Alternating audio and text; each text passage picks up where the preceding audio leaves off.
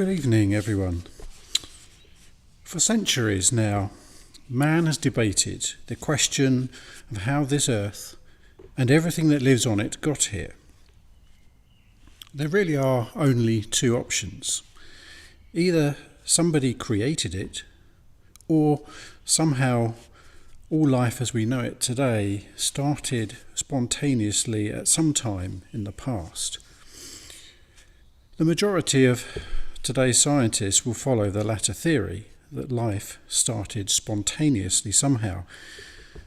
And there are many different theories that have been put forward to attempt to show how that might have occurred, and how this beginning ultimately could have led to life evolving from other primitive life forms into eventually all the different creatures, man and plants that populate the earth. Two well-known scientists calculated the odds of life forming by natural processes. They estimated that there is less than 1 chance in 10 to the power of 40,000 that life could have originated by random trials. 10 to the power of 40,000 is a 1 with 40,000 zeros after it. And a further quote from one of these scientists, someone called Fred Hoyle. He says, "Life cannot have had a random beginning.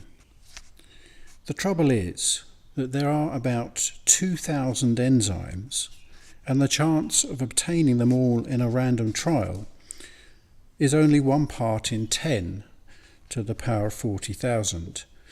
An outrageously small probability that could not be faced even if the whole universe consisted of organic soup. If one is not prejudiced either by social beliefs or by a scientific training into the conviction that life originated on the earth, this simple calculation wipes the idea entirely out of court. The enormous information content of even the simplest living systems cannot, in our view, be generated by what are often called natural processes.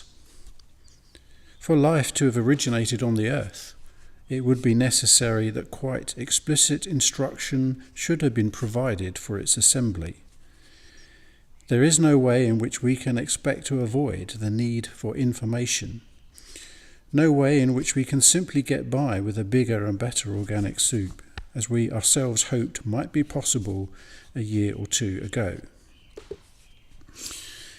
Now, the interesting part in this quote is, for life to have originated on the earth, it would be necessary that quite explicit instruction should have been provided for its assembly. For instruction to have been provided for assembling all life forms on earth, then we really need to be looking at a creative force that assembled the pieces of the puzzle in place for life to be possible. And the Bible gives us exactly what we need to know as to how the world as we know it came about. The first chapter of Genesis provides the narrative in a few short verses. In Genesis chapter 1 and verse 1, "In the beginning, God created the heavens and the earth." Scientists have spent hundreds of years, countless hours of research and debate in trying to untangle the mystery of life. And yet the Bible gives us the answer in 10 words, and the very first words of the Bible at that. Now, I know the next question will be, well, if God created the earth, then who created God? Well, the Bible gives us the answer to this question as well. In Psalm 90, verse 1 to 2, it says, "Lord, you have been our dwelling place throughout all generations. Before the mountains were born, or you brought forth the whole world, from everlasting to everlasting, you are God." God, we are told, is from everlasting to everlasting, and therefore does not have a creator. The universe is space and time.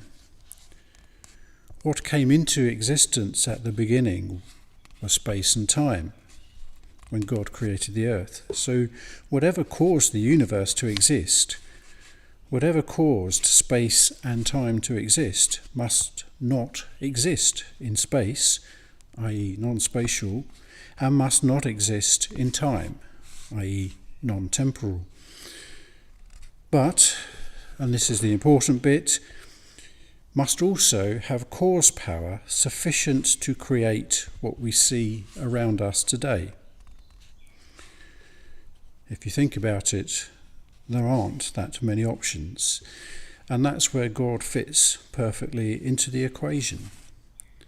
As he sits outside of space and time, he, unlike all other life forms as we know it, does not require a creator. He is the Alpha and the Omega, the beginning and the end. It is very hard for us to understand how God can have no beginning and no end. We are finite creatures, and therefore it's difficult to imagine life free from the limitations of time and space. It's a bit like fish in the ocean trying to understand the lives of land creatures, because they are confined to living underwater and would not survive out of it. Because we're confined to time and space, we tend to impose those limitations upon God. Try imagining a realm outside time and space, and you may come to the conclusion that our brains aren't designed to think that greatly. God's majesty is too great to totally comprehend, but let's look at two ways in which we can reason our way from finite creation to an infinite, intelligent God. The cosmological argument for God says that everything in the universe is an effect of some cause. Therefore, the universe must have a cause. Aristotle called the first cause of the universe the unmoved mover. The teleological argument for God says that intelligently designed things must have an intelligent designer. The world has an intelligent design. Therefore, the world has an intelligent designer. If watches have watchmakers, the world must have a world maker. If you could watch a parade from a high mountain, you would have a different perspective from someone viewing it on the ground. You would see the whole parade from the beginning to the end at the same time. The question, how old is God, doesn't apply, since God is not limited by time. He's no older this year than he was last year, because infinity plus one is still infinity, says theologian Millard J. Erickson. Neither is God limited by space. While some may imagine God as a divine Superman, flying from place to place faster than the speed of light, in reality, he has access to his entire creation at the same time. Genesis tells us that before God created life, the earth was formless and empty. Darkness was over the surface of the deep, and the Spirit of God was hovering over the waters. The act of creation is seen as the bringing of order out of chaos. The universe about us is superbly ordered and well behaved. The planets move in relation to each other according to fixed laws, laws that have been fixed by a designer and creator. As a result, men are able to predict their individual positions at any point in time with great accuracy.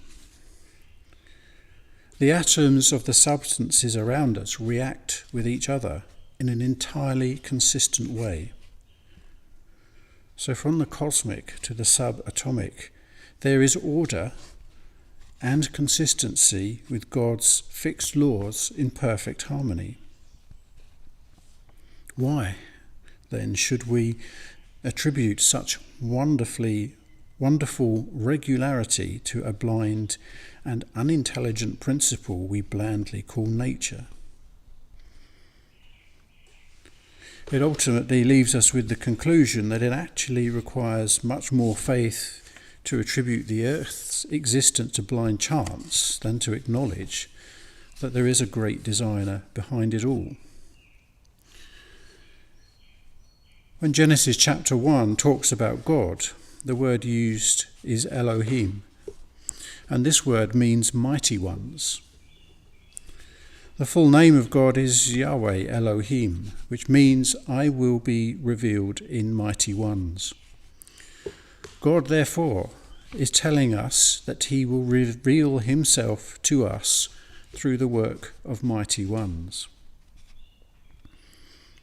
The mighty ones that have made known the presence of God to his people and his nation and his followers throughout time are the angels, who are God's workers and messengers.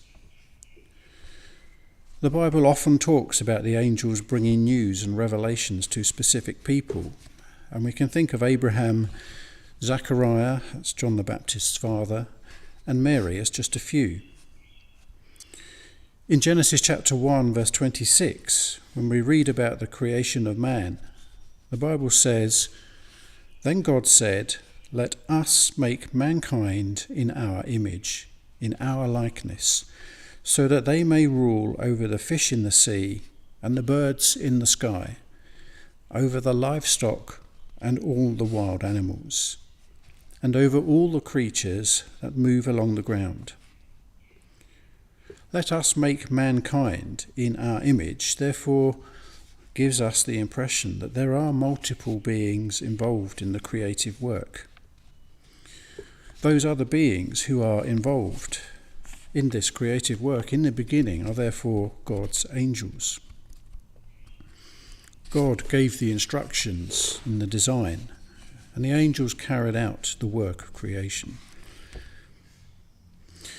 The other crucial point to make from that verse in Genesis 1, verse 26, is that mankind has been made in God's image. This is a very important piece of information because it tells us that in some way we are created in the likeness of God and the angels. The big difference is that we are mortal beings, while God and the angels are immortal. But it tells us that God is not some wisp of a spirit that has no physical form.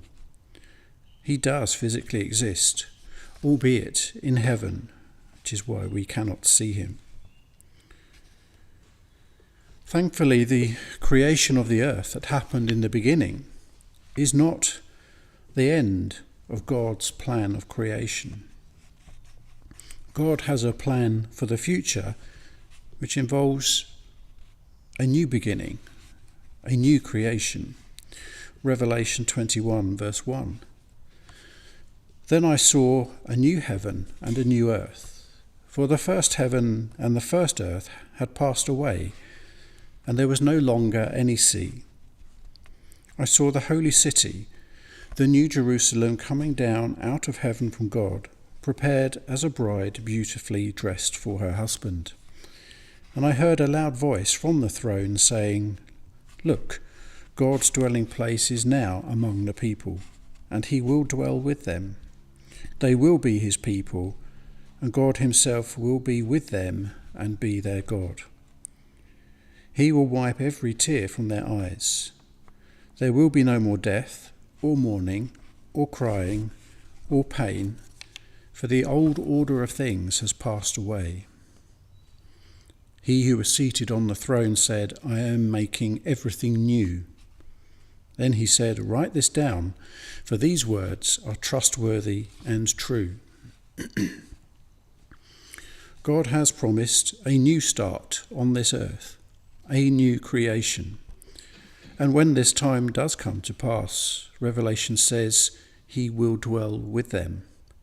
In other words, those privileged enough to be offered a place in this new creation will actually be able to see God, the Creator himself. Not only that, but the world that they will exist in at that time will have no more death, no mourning, no crying, and no pain. All these experiences will be a thing of the past. That is a creation that I want to be part of, and it is on offer to all who are willing to trust and put their faith in God as their Creator and seek out the true Bible message. Thank you.